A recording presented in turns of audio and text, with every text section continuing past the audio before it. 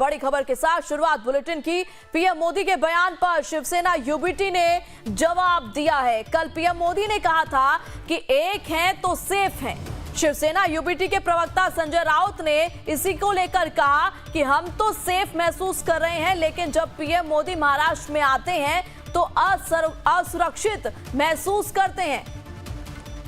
तो संजय राउत ने पीएम मोदी के बयान को लेकर अब रिएक्शन दिया है।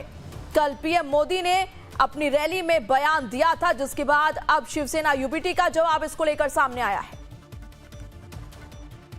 देखो, ये इस प्रकार की बयानबाजी करने की नौबत प्रधानमंत्री पर क्यों आ रही है? बटेंगे तो कटेंगे नहीं चला, बटेंगे तो कटेंगे लोगों ने फेंक दिया हमारे यहाँ। अब एक है तो सेफ है। किसको आप एक कर रहे हो, किसको सेफ कर रहे हो? इस राज्य की पूरी जनता आपकी नहीं है क्या? इस देश की पूरी जनता आपकी नहीं है? हम सेफ है महाराष्ट्र में, और हमको ज्यादा सेफ होना है, इसलिए हमको बीजेपी को यहाँ से निकालना है। और आप आने से ही महाराष्ट्र में हम अनसेफ हो जाते हैं, क्योंकि हमको मालूम है आप यहाँ आकर लोगों को भड़काएंगे, दंगे के लिए एनकरेज करेंगे, बटेंगे और कटेंगे जैसी घोषणाएं देंगे। जब तक आप यहाँ आते हो तब तक हम अनसेफ है, इसलिए हम इस राज्य से आपको पूरी तरह से बाहर फेंक देंगे। अब हम आपको सुनाते हैं कि कल महाराष्ट्र की रैली में पीएम मोदी ने क्या कहा था। आप मुझे बताइए, आदिवासी जब एकजुट रहेगा तो उसकी ताकत बढ़ेगी कि नहीं बढ़ेगी? ताकत बढ़ेगी कि नहीं बढ़ेगी? अलग अलग जातियों में टूटने से आप सोचिए कमजोर हो जाएंगे कि नहीं हो जाएंगे। इसलिए मैं कहता हूं, एक है तो सेफ है, एक है तो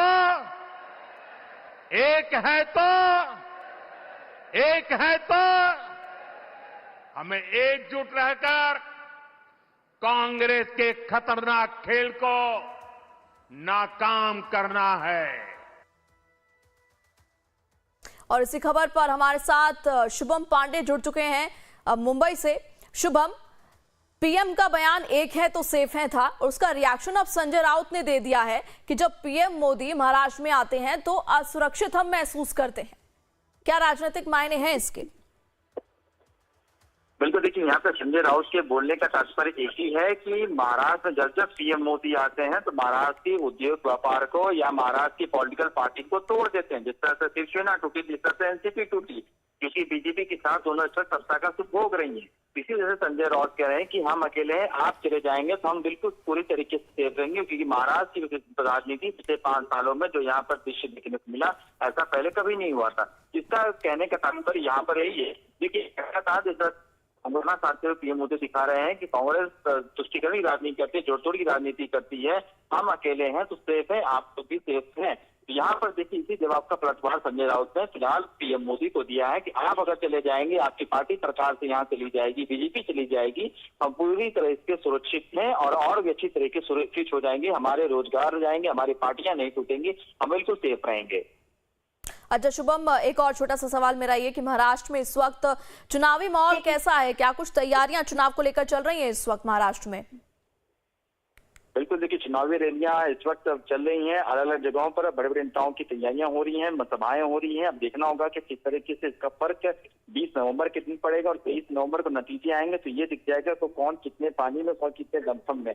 हम कह सकते हैं कि जिस तरीके से ये जो चुनाव है ये कहीं न कहीं 6 राजनीतिक दलों के बीच हो रही है। 2 पॉलिटिकल पार्टियां जो सेम है, एक ही घराने की, एक ही टूटी हुई हैं, तो 2 ऐसी पार्टियां हैं जो एक विपक्ष में बैठी है, एक सत्ता में बैठी है। तो कुल मिलाकर कहा जाए कि ये तैयारी जो महाराष्ट्र का महाभारत है, बिल्कुल टक्कर 2 गठबंधनों के बीच है महाराष्ट्र में। इन तमाम जानकारियों के लिए शुभम आपका बहुत बहुत शुक्रिया।